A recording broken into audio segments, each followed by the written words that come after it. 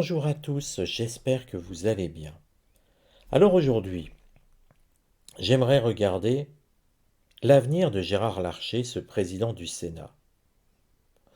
On le voit souvent moqué pour sa façon d'aborder les sujets. On l'a vu dernièrement lors d'une de ses sorties, sortant un petit peu de ses gonds, même si ça semble relativement préparé, tout ça c'était un peu téléphoné. Ça manquait de spontanéité. Sincèrement, beaucoup de médias ont dit que c'était spontané, ce qu'a dit Gérard Larcher à propos de Mélenchon. Pour moi, c'était préparé. Le ferme ta gueule qu'il a énoncé, tout ça était déjà une mise en scène. Ce que je vous propose de regarder, c'est un petit peu son avenir en général. Qu'est-ce qui attend Gérard Larcher? Je crois qu'il a 74 ans, hein. Alors, la question est simple. Comment va évoluer la vie en général de Gérard Larcher? Est-ce qu'il va être président du Sénat à vie? On peut se poser la question. Vous voyez, ce genre de questions toutes simples.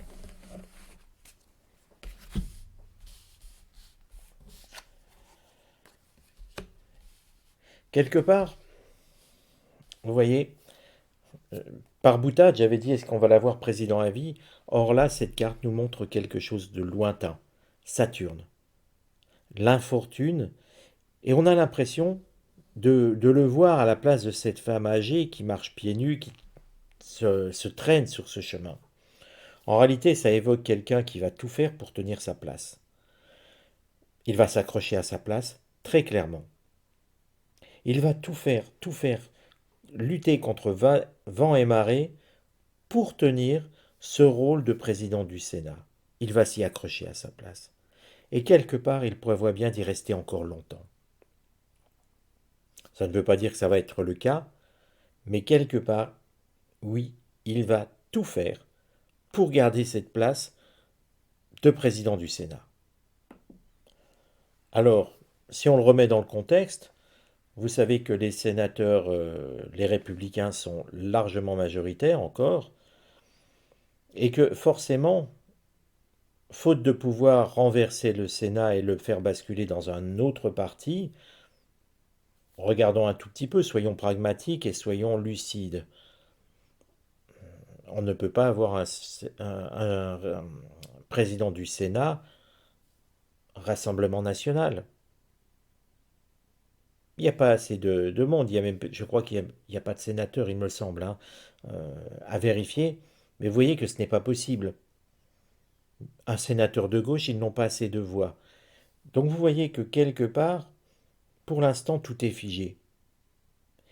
Et Gérard Larcher se dit qu'il a encore bien, du temps devant lui, des années devant lui, à cette responsabilité. Et qu'il faudra, avec le système de mise en place des sénateurs, du temps avant qu'il y ait une opposition qui lui soit en opposition, qui soit euh, opposée à sa réélection. Alors, ce qui va aller contre sa vie en général, eh bien, quelque part, on sent une trahison. On sent quelque chose où Gérard Larcher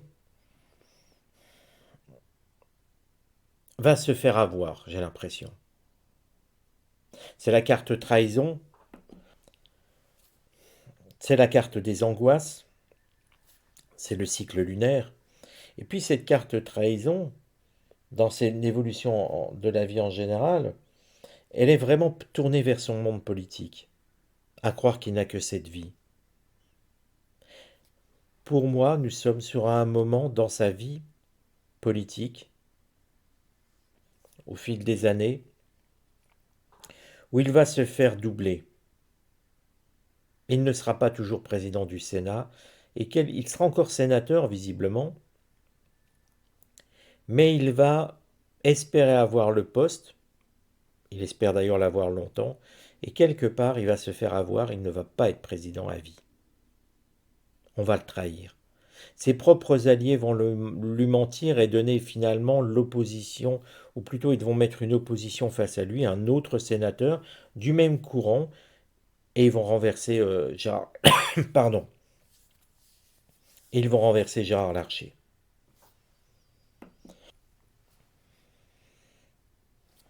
Le conseil. Le conseil est de réfléchir. Le conseil, c'est l'idée, et vous voyez cette carte est jupitérienne, c'est l'idée de rester lucide sur l'avenir, de ne pas se croire un petit peu couronné à vie. C'est un conseil de bon sens et quelque part c'est l'idée de le remettre à sa place, de le de revoir la vie en perspective et de ne pas se croire au-dessus de tout, de ne pas se croire président du Sénat à vie. C'est vraiment l'idée de revenir humble. La raison, elle est claire. Gérard Larcher doit comprendre qu'il existe une opposition à ses idées. Et n'oubliez pas que dans ce monde politique, l'ego est principal.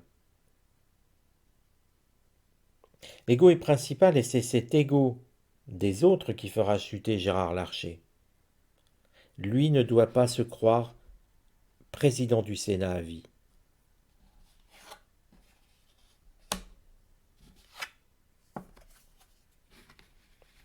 Il sera battu. Battu à l'élection de la présidence du Sénat. Trahi par les propres forces de son camp.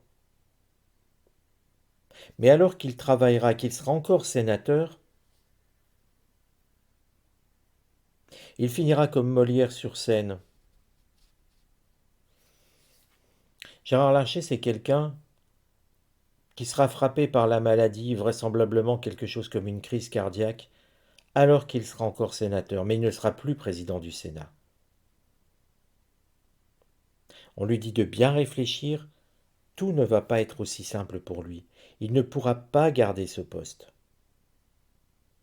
Alors on pourrait demander, finalement, eh bien, par qui sera-t-il battu?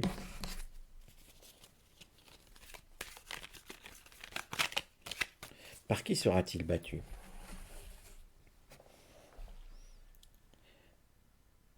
Qui arrivera à prendre la place de Gérard Larcher à la présidence du Sénat?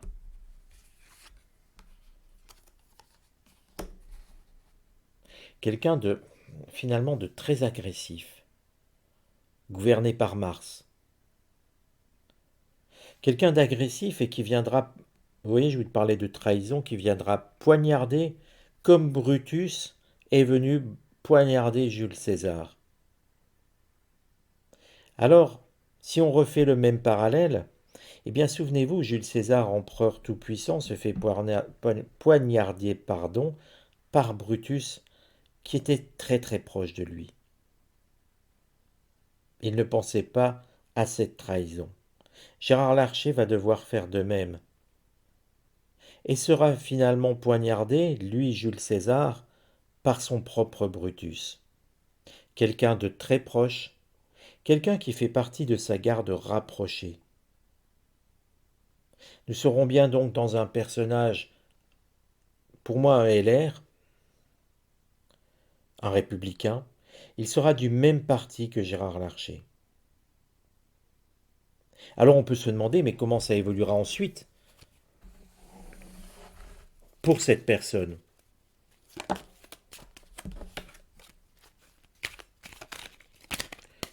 C'est la question un petit peu pour voir la tournure au Sénat. Comment évoluera la présidence de ce Brutus propre à Gérard Larcher?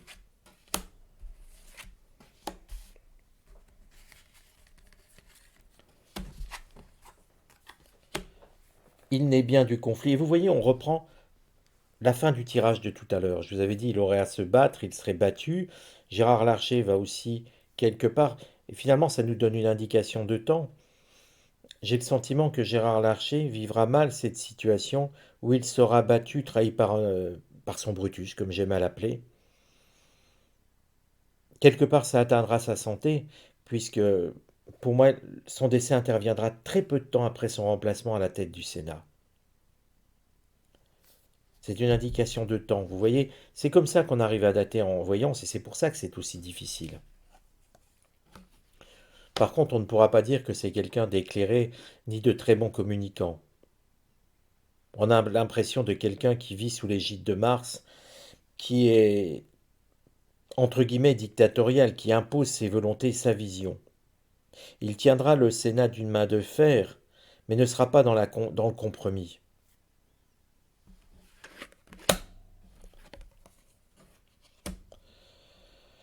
Alors le conseil est bien de savoir un petit peu jouer le chaud et le froid.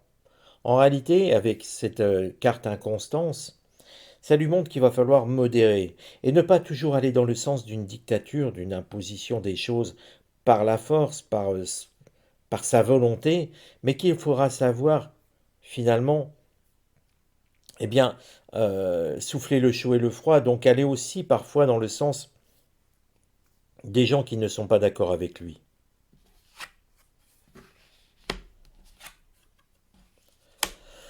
Ce sera un président du Sénat de transition, très clairement. La fatalité nous montre après son premier mandat quelqu'un qui très vite chutera, sera remplacé à nouveau par quelqu'un visiblement qui sera beaucoup plus communicant, beaucoup plus subtil dans sa façon de faire au Sénat.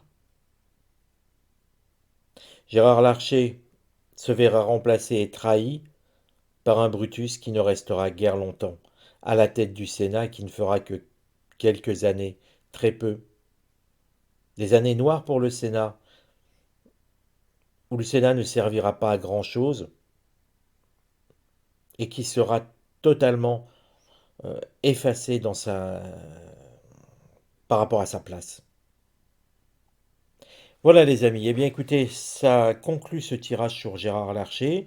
Je sais, il est un peu court, mais il n'y a pas plus à dire. Sincèrement, parfois, en voyance, il n'y a pas forcément plus à dire sur une situation. Je vous donne rendez-vous à très bientôt et n'oubliez pas, abonnez-vous et partagez cette vidéo.